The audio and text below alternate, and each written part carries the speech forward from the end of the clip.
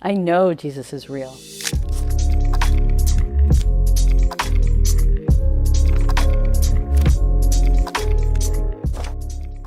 Hi, my name is Laraine, and this is a little bit about my story and how I came to know Jesus. I'm 63 now, and I was 13 years old. I was at a Christian youth retreat camp called Camp Fox on Catalina Island, and I was woken up in the middle of the night finding out that my father had committed suicide.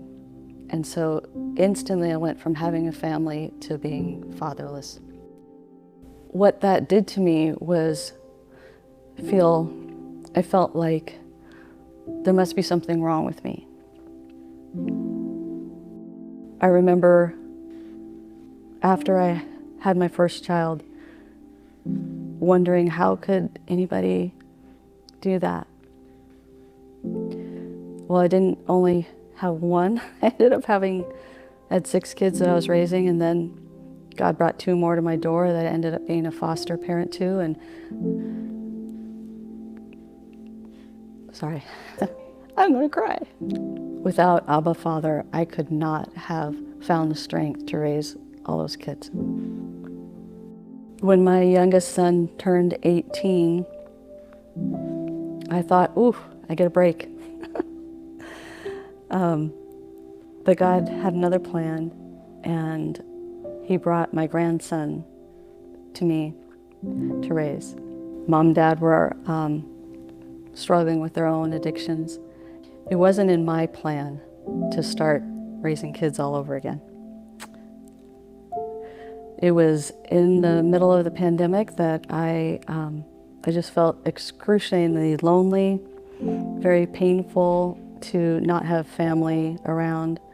And that's when I decided to pack my Prius, and drive down to San Clemente, where I had one friend who was my prayer partner of 30 years, and she said, I'm going to this great church called Zion, and would you like to come to church with me? So I did, and you guys were all meeting in the parking lot at the time, and it was like such a breath of fresh air to hear the worship. I remember walking up and literally feeling the Holy Spirit fall on me.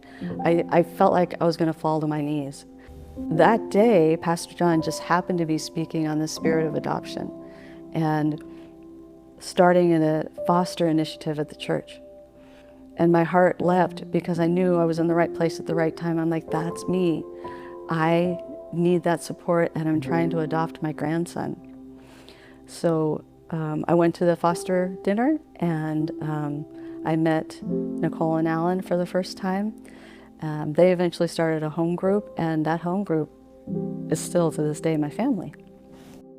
The older I get, I feel like Neo in the Matrix when I can just start feeling the attacks coming towards me. And in those moments I tend to isolate, and that's exactly what not to do when we need to be with our Christian brothers and sisters. You know, it is for me the difference between life and death. It is because of my family history of suicide, that if the enemy's not going to go after our flesh, he's going to go after our mind and our emotions. And that is not the time to be alone. We need each other. And I am just so grateful to this church for being real and going after the one. And that one is such as my Isaac, my grandson. I know Jesus is real because He came after me. He came after me when I was broken and so lonely, and He set me in a family, and that family is my Zion group.